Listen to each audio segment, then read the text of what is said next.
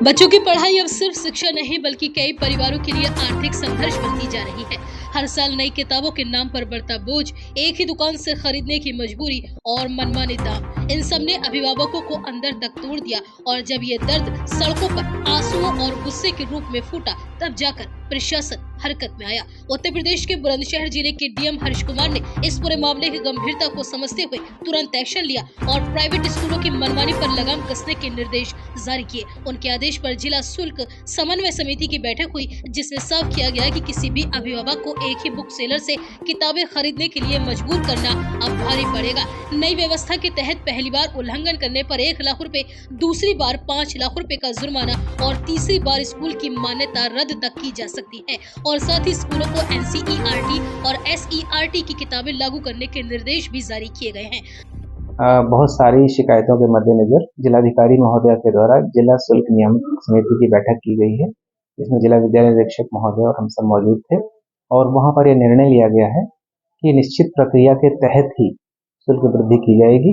यदि उससे इतर कोई करता है तो उस पर विहित प्रक्रिया के अनुसार 1 लाख रुपए, 5 लाख रुपए या मान्यता प्रत्याहरण की कार्यवाही भी की जा सकती है।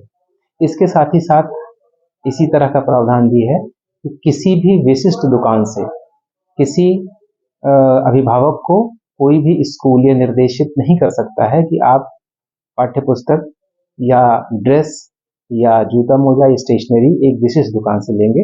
अगर इस तरह की भी कोई शिकायत पाई जाती है तो उस पर विहित प्रक्रिया के अनुसार कार्रवाई की जाएगी। ये भी हमारा निर्देश जा रहा है कि एनसीईआरटी और एससीईआरटी की पुस्तकें ही लगाई जाएं। जो स्कूल सीबीएसई से या आईयूपी बोर्ड से मान्यता प्राप्त हैं, वो हमारे ही पाठ्यक्रम के अनुसार पुस्तकों को लगाएं।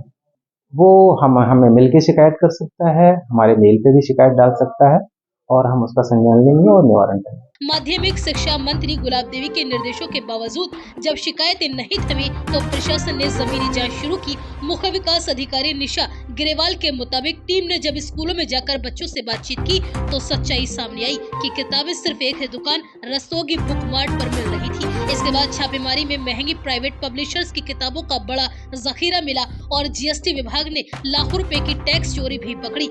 रस्तोगी बुक मार्ट पर 5,37,676 रुपए का जुर्माना लगाया गया, जिसे वसूल कर लिया गया है। सीडीओ निशा ग्रेवाल ने साफ चेतावनी दी है कि अब किसी भी स्कूल या बुक सेलर की मनमानी बर्दाश्त नहीं की जाएगी। प्रशासन ने अभिभावकों से अपील की है कि अगर कोई उन्हें मनमाने दामों पर किसी खास दुकान से किताबें खरीदने के लिए मजबूर करता है तो तुरंत शिकायत करें, ताकि बच्चों के सपनों पर बोझ बनने वाली इस लूट को हमेशा के लिए खत्म किया जा सके।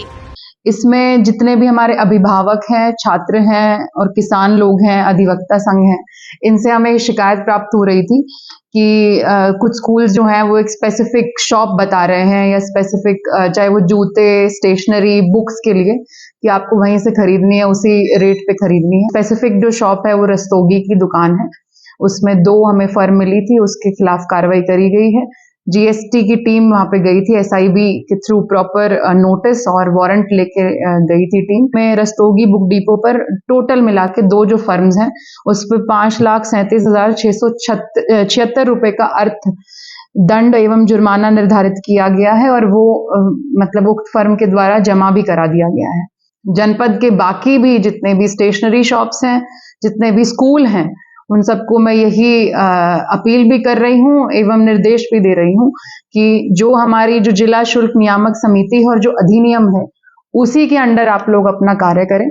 अगर आप उसके किसी भी रूल को आप वायलेट करेंगे तो आपके खिलाफ कार्रवाई करी जाएगी। मान्यता रद्द करने तक के भी इसमें प्रावधान दिए गए हैं। पहला है कि विद्यालयों के लिए ये निर्देश है कि आप किसी स्पेसिफिक स्टेशनरी शॉप का या किसी दुकान का आप नहीं ले सकते अंडर रूल, कि आप बाध्य नहीं कर सकते किसी भी पेरेंट्स को कि आप यहीं से लेंगे। इसके अलावा अभिभावकों के लिए सलाह है और अपील है कि आप प्रॉपर जब भी कुछ खरीदें तो उसका बिल वाउचर लें एवं जो अन्य किसी भी आपको पता चल रहा है कि जबरन आपको बोला जा रहा है कि आप उसी से खरीदो, तो आप उसकी सूचना प्रशासन को दे सकते हैं, हमारे जिला बेसिक शिक्षा अधिकारी को दे सकते हैं, डीआईओएस को दे सकते हैं, हमारे ऑफिस में दे सकते हैं, आप आईजीआरएस के माध्यम से दे सकते हैं।